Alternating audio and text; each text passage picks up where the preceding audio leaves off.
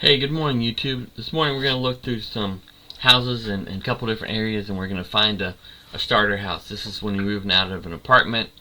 You know, you may be moving out of a condo and you're saying, what kind of house do I want to start in and why? And I'm going to take you through just, how to look at that. This area is Rogers, Arkansas. Big Walmart hub. Here's Walmart's over here in this area, and so kind of look in this area. And right now you have to understand kind of what a price point for a good value would be. And so we're going to look at beds and baths. We're going to say 3 bedrooms exactly. Take off everything that's not 3 bedrooms. And we're going to go through the house types. And we're going to drop townhouses because they're difficult to sell.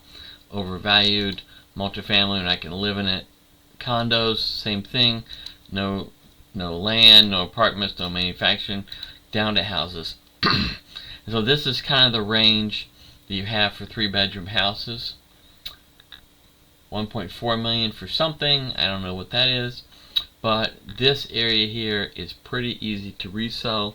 A good central area over here in Centerton is good too. Price point, I'm going to say maximum, because looking for a good deal, is $300,000.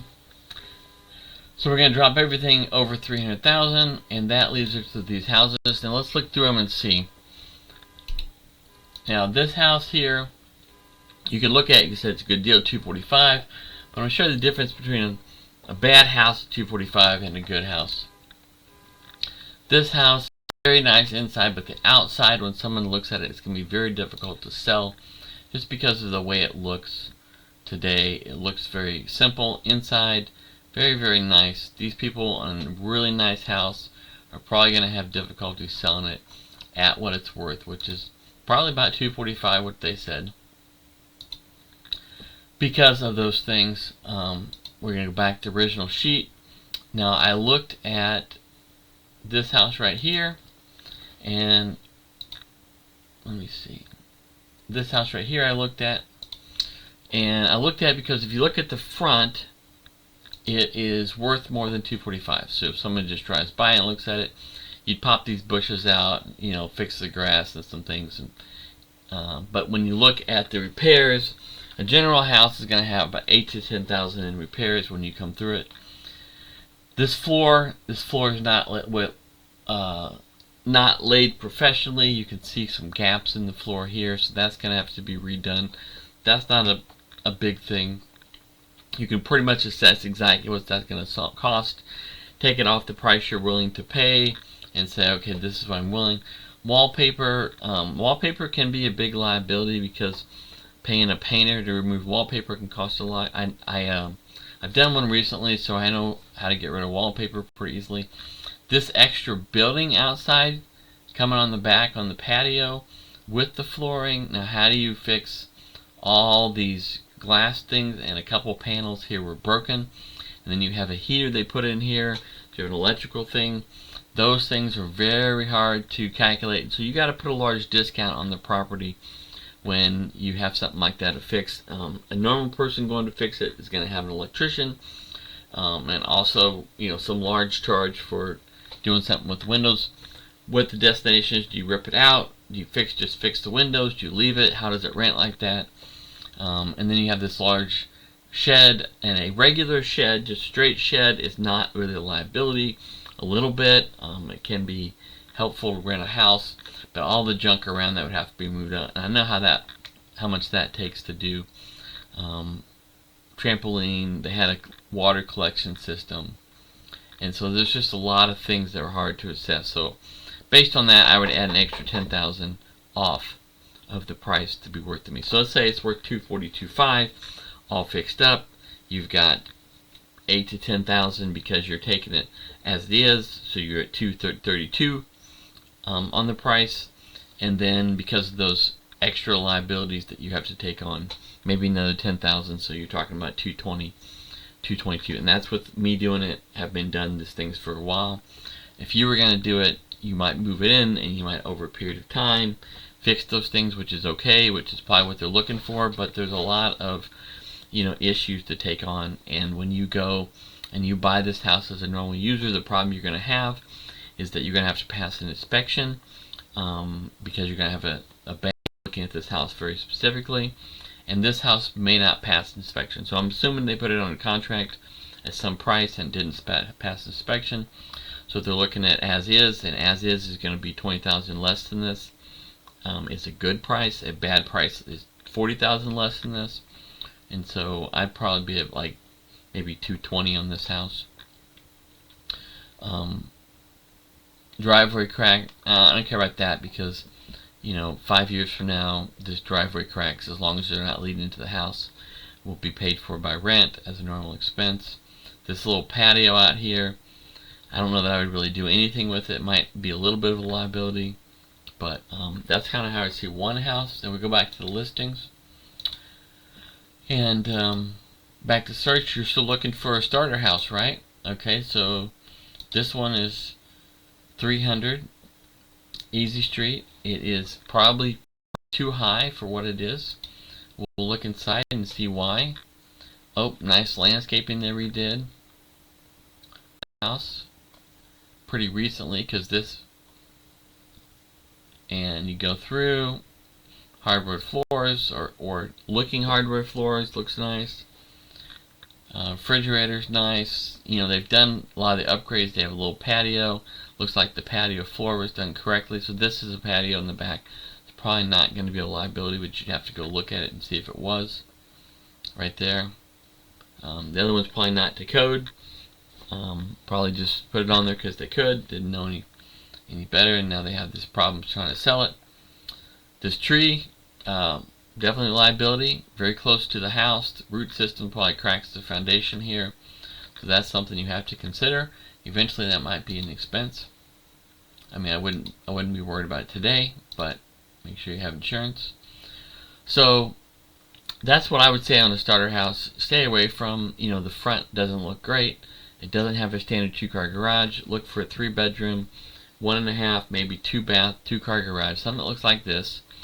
Try to stay away from the big liabilities that you can't assess the cost of up front. If you don't know how to figure out the cost, then don't buy a house with that problem. If you do, then many times you can get done for cheaper than what the homeowner is going to assess as the issue, which is why they haven't fixed it. So this house, you can see the front, not going to sell for $275. This one, $299. So if I had to buy something in this area and I was looking for the least risk today, it would be probably this house here. Although there is another one in another area, but you don't live there. So $255. Let's look at this one real quick. You see the problem? Now you're seeing what I'm talking about. Looks weird in the front. Inside's great, but you're going to have a problem selling that because of the front. Now, the other area you might live in if you're going to work at Walmart is over here. Let's keep the criteria the same in Centerton. Now in Centerton, you've got this house, $281.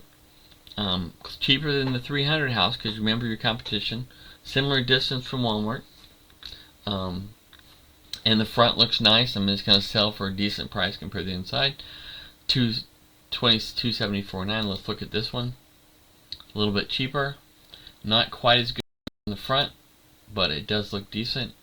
Inside looks pretty good. I mean, you probably want to check the floor, make sure it's not weird. You've got this liability right here. Yellow cabinets. People aren't going to want yellow cabinets, but you also have the granite countertops to counteract to that. Cabinet painting, if you bid it out, can be very expensive. It can be a couple $1,000s. Very difficult to paint. I think last time I painted them, it cost at least $1,200 just for me to have my folks do it. And so this is definitely a liability. Someone else is going to estimate that at maybe $2,000, maybe $2,500. But $1,000 at least for you to do it. If you're going to do it, if you know how to paint. If you think you know how to paint, don't do it. If you don't actually know how to paint, just look at the back.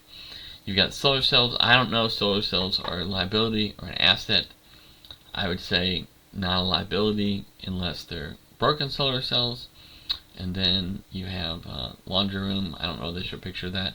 This kind of color, is okay. You're going to pull these things down, fix the walls, try to match the paint, or paint the room. I don't think the color is bad there, so that's not really bad. So $275, I mean, that's your least risk, I would say. Look on the right side. This one, no garage. Gonna have a hard time reselling it. This one didn't even take a picture, and then you're down here at the townhouses, which, you know, if this is trendy and it looks great, then 10 years from now we're gonna move out. Is it? This one looks smaller, just from the front, and so you can tell that. This one looks like a new construction fake home picture, so you have to wait on it. So I just wanted to take you through some houses today in case you were looking for a house in this area, and how I would look at them. Definitely look at the front. You can't change the front of the house. The only thing more important than the front of your house is your neighbors' houses and how they're kept up. You can't fix those ever. Don't worry about things like this tree hanging down, because you can cut that out of the picture, get rid of the tree, no big deal. How good is the curb appeal is important. 3 bedrooms, 2 bath, 2-car garage is pretty standard for a first house. I would not go below that if you can afford to be at that level. This house is going to resell well in the future because it looks nice, and these pictures aren't perfect, but they're pretty good. This house is going to have a harder time to resell because you don't have a covered garage. You don't have a garage here, a 2-car garage, and you're trying to pay the same amount for the same square footage, so it's not going to work out as well. But I just wanted to take you through in the area that I'm in, Northwest Arkansas, looking for a starter house and how you would look for that. You're really not looking for what is going to resell the best in the normal sense of the word. Is it Centerton? Is it Rogers? Because it's really hard to tell where the growth is going to be. But you are looking for, what type of house sells better, and those are definitely ones with the curb appeal, with standard features that more people are looking for. A lot of people will discount this house and be like, yeah, I didn't even want it because of that. And as it looks from the front, this house looks great. You don't always know that when you build a new house how it's going to look. But hope this helps you, and good luck finding a new house. I'll talk to you guys later. Bye.